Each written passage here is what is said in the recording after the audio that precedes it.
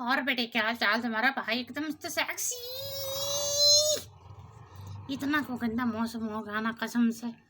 क्या कर सकते हैं भाई, इतनी को ठंडी हवा चल रही है भाई।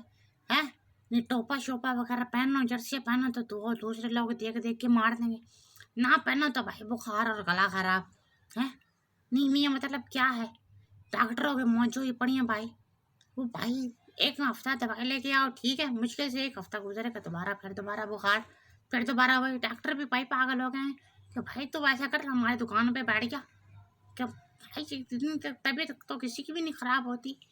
उसको क्या बताएं कि भाई मौसम ऐसा है नजला बुखार ऐसा, बहन तो ठीक कोई पास भी नहीं बैठता। सारे डरते हैं कि भाई कोरोना तो ना होगा। है नहीं, मतलब ये क्या बात हुई? ये भाई अब ये है कि भाई टोपा शोपा सारा पा के रखो। सर्दी बड़ी हिसाब किताब से पड़ रही है, हवा चल रही है भाई। है ना पहनोगे तो भाई ऐसे ही